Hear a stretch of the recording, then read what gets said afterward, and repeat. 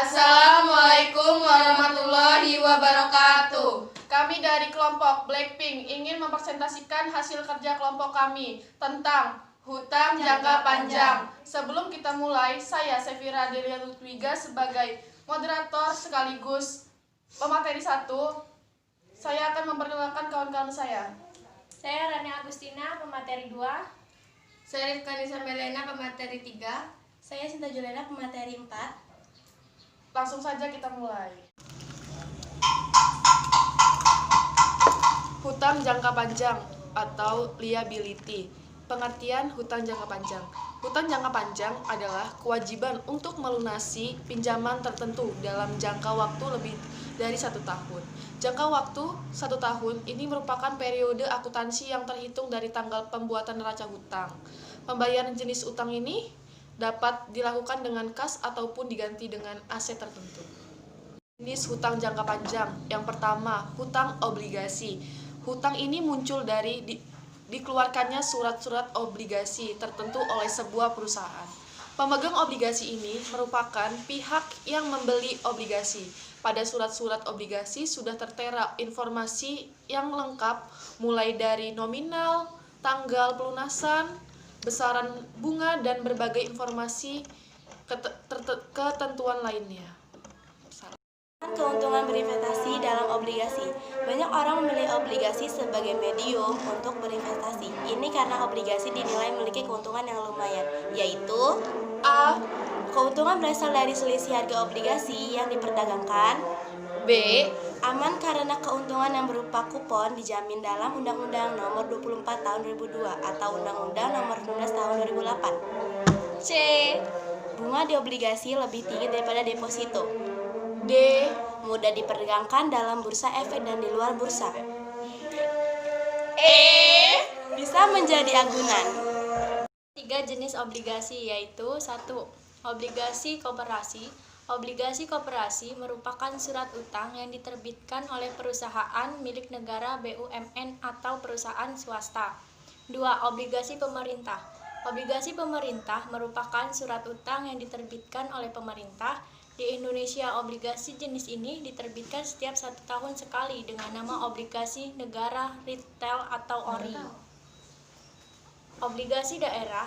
Obligasi daerah merupakan surat utang yang diterbitkan oleh pemerintah daerah. Tujuannya untuk membantu pemerintah daerah dalam melakukan pembangunan. Hutang jangka panjang yang kedua adalah hutang hipotek. Hutang hipotek ini terjadi dengan adanya perolehan dana tertentu dari hutang yang dijaminkan dengan harta tetap. Dalam hutang ini terdapat ketentuan mengenai jenis harta benda yang dijadikan jaminan.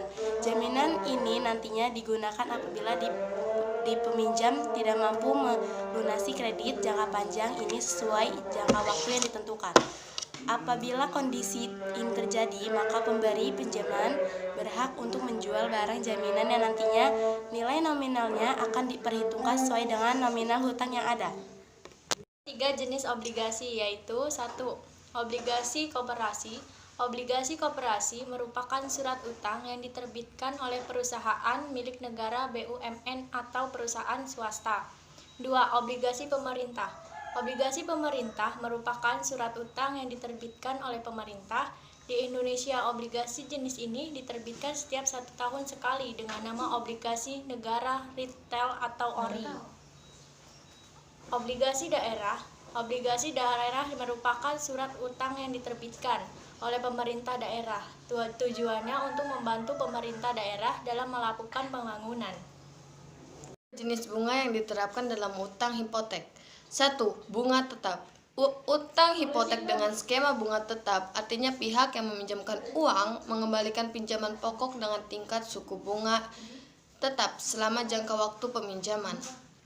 Kenaikan suku bunga tersebut tidak mempengaruhi tingkat suku bunga yang telah disepakati dalam perjanjian utang hipotek.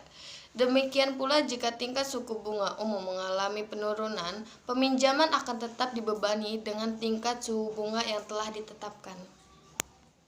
Jenis hutang jangka panjang yang kedua, bunga mengambang. Skema pemberlakuan suku bunga mengambang pada utang hipotek merupakan kebalikan dari skema bunga tetap. Jika pada skema bunga tetap, bunga utang hipotek tidak dipengaruhi oleh perubahan tingkat suku bunga umum. Maka pembedaan dengan skema bunga mengambang, pada skema bunga mengambang, bunga utang hipotek mengikuti perubahan tingkat suku bunga yang berlaku di pasaran. Resiko hutang jangka panjang. 1. Semakin lama jangka waktu peminjaman dan dana akan pelunasan, maka resiko juga akan semakin tinggi. 2. Hanya dapat memperoleh sumber daya yang telah terbatas dari hasil pinjaman. 3. Hutang merupakan beban tetap yang harus ditanggung oleh perusahaan. 4. Memiliki tenggat waktu jauh tempo pembayaran hutang yang sudah pasti atau tetap. 5. Kemungkinan nilai saham perusahaan akan turun akibat tingkatan tinggi atau rendah jumlah pinjaman.